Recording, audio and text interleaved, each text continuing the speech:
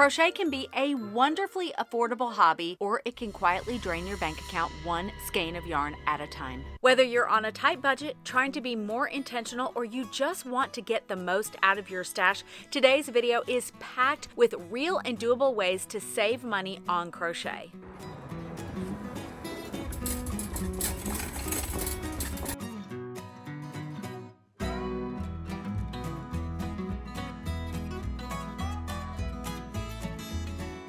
I've been a passionate budgeter since September of 2009, and in fact, I have tracked every single penny that has come in or gone out since then, and it's been almost 16 years. I started budgeting because the economy was in the tank. I had 4 young kids, and money was so incredibly tight. And although I haven't always done it perfectly, I have learned so much about how to stretch a dollar without feeling deprived. So today we're going to be applying those skills so we can save money on crochet, and we're going to be focusing on 4 different categories: shopping smarter, organizing your stash, tools and supplies, and creative habits and resources. Shopping smarter for yarn and crochet supplies is the best bang for your buck. See what I did there? And these tips are going to help you to stay on track and stick to a budget. One of the best pieces of advice that I can give you is to buy yarn online if you don't already. It's way easier to stay on budget if you aren't wandering the aisles of your favorite craft store. There is just too much temptation when you're in the physical store. These companies hire the smartest psychologists and marketers to arrange the stores and to display their products in a way that makes shopping a pleasant experience. And when you're enjoying yourself, they know that you will spend more money. In comparison, online shopping allows you to compare yarns, filter by colors, and avoid impulse purchases. There will be times that you need to go into a physical store. Maybe you just want to, or maybe they're having an amazing deal that you just can't pass up. So I'm here at Michael's and I am ready. I also went online, looked for coupons, looked for sales, and I saw on the website that everything is 30% off, but I checked only online, not in the store. So I'm going to compare the prices, so I may end up not buying anything because it may be cheaper to just buy it online. And the best thing to do in this situation is to get yourself organized. Never go into the store without a plan. Treat it like a grocery trip. Get in there, get out, don't look at the end caps. End caps are temptation territory, and they are designed to grab your attention. They're placed at the end of the aisles, displaying seasonal products, sales, and eye-catching new products. Stores know that you're likely to pass by them, so they fill them with impulse buys such as exciting products, limited time deals, or they're just a couple of bucks. And suddenly you've got 3 skeins of glitter yarn in your cart, and you don't even like glitter yarn. I'll be honest, I am feeling more tempted than I thought I would be. It's not easy when you're in the store. I found the most gorgeous colors and I want to come home with them right now. So I'm going to keep looking and see if there's a way that I can get 30% off of this by buying it now, because I really would love to get these colors. I've changed my whole mind about what colors I think I want.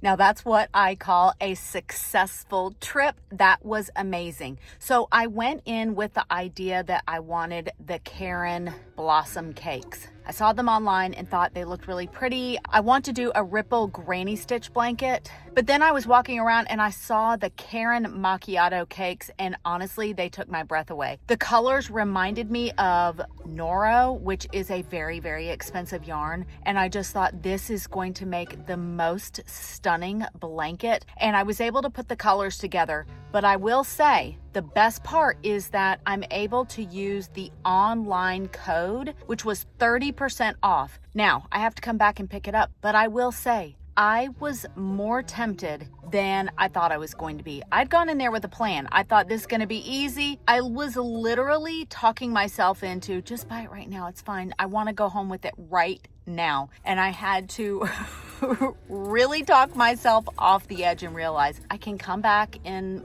a few hours and they'll have it ready. And I saved 30%.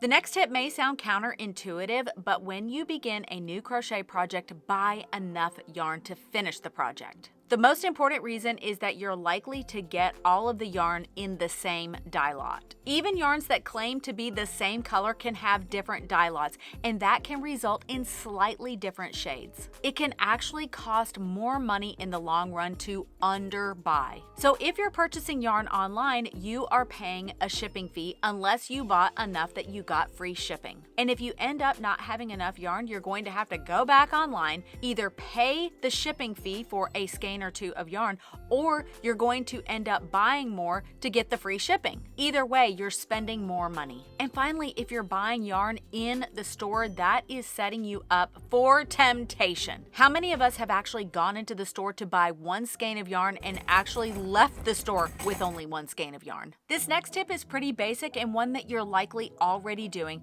but that's to shop the sales and use coupons. Waiting for those deals pays off literally. This next one is one of my favorites, and that's to get on the email list of your favorite yarn companies. You'll get first dibs on sales, exclusive coupon codes, and early access to their clearances. The next tip is to price the yarn by yard, not just the total cost. So some cheap yarns may not actually be cheaper than a larger yarn. So I always like to take the total price and then divide that by how many yards are in the yarn. That way I compare the cost per yard. Let's take a fictional yarn and give it a price and the amount of yards, and I'll show you exactly how to do this. Let's pretend we're looking at a skein of yarn that is $3.99, and it has 102 yards. So we're going to divide $3.99 by 102. That ends up being 3 cents per yard, almost 4 cents per yard. Now let's pretend that our second skein of yarn is $6.95, and it has 312 yards. That ends up being a little over 2 cents per yard. So that means that the higher cost yarn is actually a better deal than the lower cost yarn. So I like to do that comparison. When you're purchasing a new yarn to you, it pays to do your homework. Websites like Ravelry and Reddit are fantastic places to find out what actual users think about the yarns. They will give you the pros and the cons and will help you to make a decision before you put your money down. Another great resource is the website YarnSub. This is a great way when you're starting a new pattern and you're looking at the recommended yarn from the designer and you're like, that one's a little bit outside of my budget.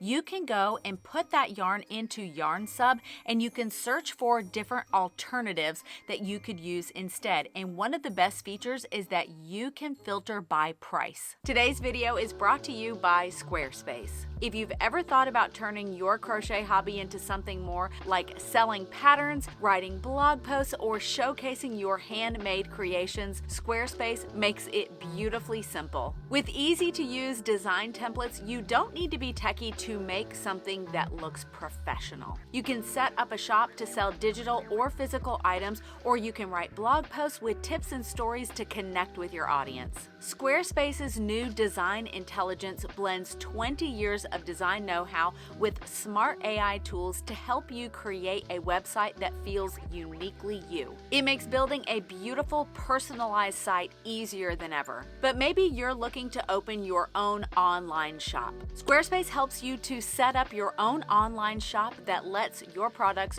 really shine. It's easy to customize your listings with photos, videos, and add-ons, and everything from shipping to inventory is all in one place. You can even print shipping labels right from your dashboard to make packing up orders a breeze. Finally, with Squarespace Payments, you can set up and easily accept payments right from your website, no tech headaches. You can get started with just a few clicks and offer your customers flexible payment options like Apple Pay, Afterpay, Klarna, and more. Everything is managed in one place, which makes running your online shop a whole lot simpler. So if you're ready to share your work with the world, or you just want a cozy corner of the internet that's all yours, head to squarespace.com/Elise Rose Crochet to get your free trial. And when you're ready to launch, use the code Elise Rose Crochet to get 10% off your first purchase of a website or domain. Thank you so much to Squarespace for sponsoring today's video. This next section is about how organizing your yarn stash is actually going to save you money. One of the best things that I've ever done for my yarn stash and my wallet was to take an inventory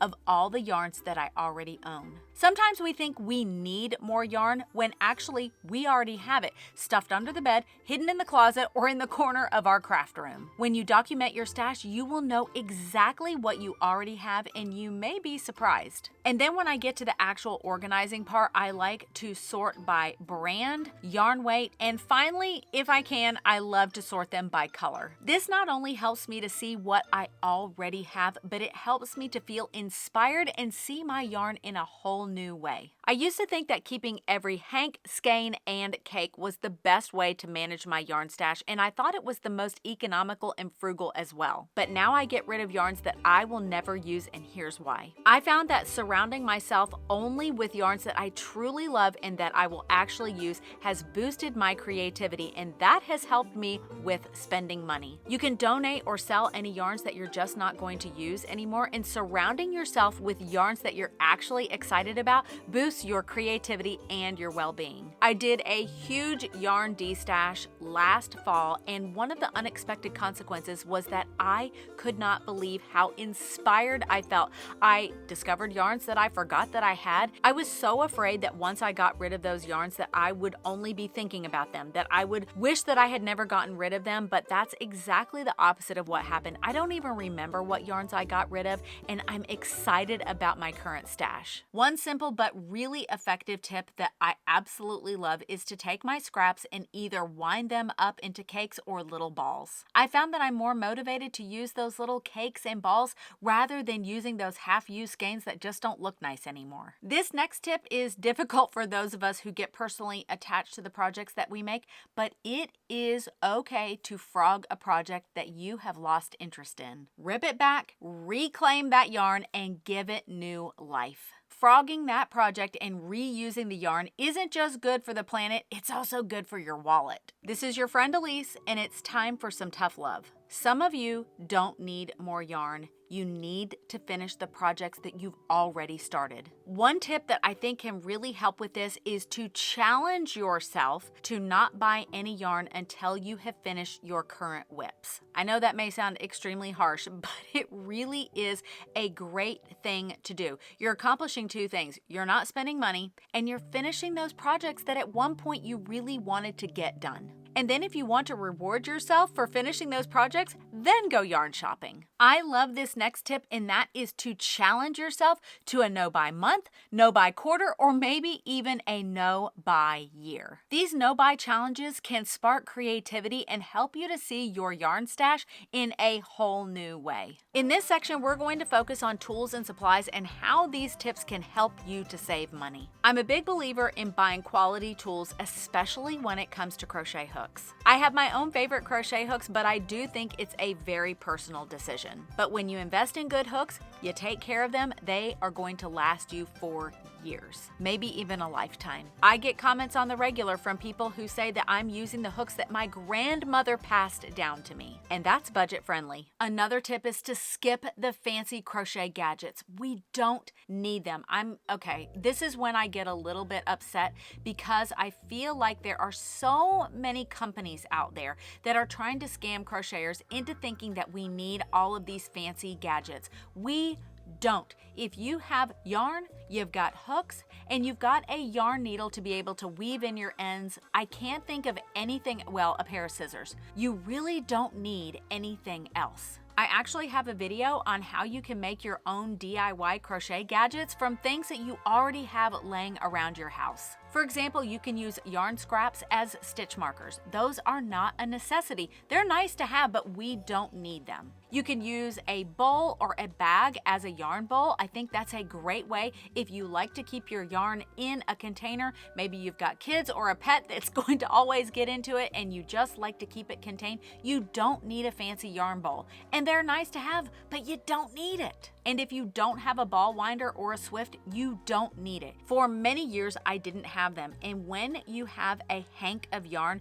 you are definitely going to need to wind it because otherwise you're going to end up with a horrible jumbled mess. My two favorite ways to do this are either to use the back of a chair or to use my knees, but I really like using the chair in particular. But you're going to need to take that hank and you're going to need to untwist it, and then you lay it over the back of your chair, and you're going to need to cut the ends where the yarn is joined to the beginning and the end of the yarn. Then you just begin to wind it around your fingers until you get a little bit of a yarn skein going, and then you can just start to wind it up into a beautiful ball of yarn. You can also do this with your two knees, and the great thing about this is that you can adjust the width of your knees to exactly the size of the yarn hank. These next 6 tips are some of my favorite ways that you can creatively save money with crochet. Do you know any crafty friends or family members? See if they would do a yarn swap with you. You can also join online and local groups where you can trade yarn,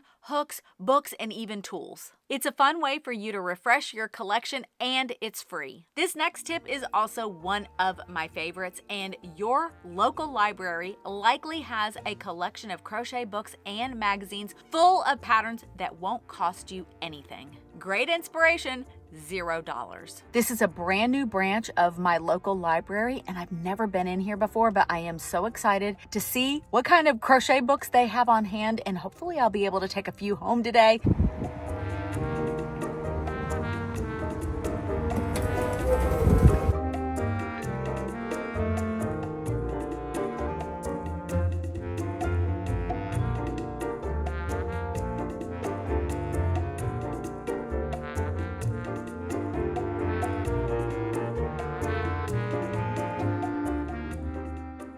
It never ceases to amaze me that you can just walk into a library, find books that you want, and then you can just go home with them.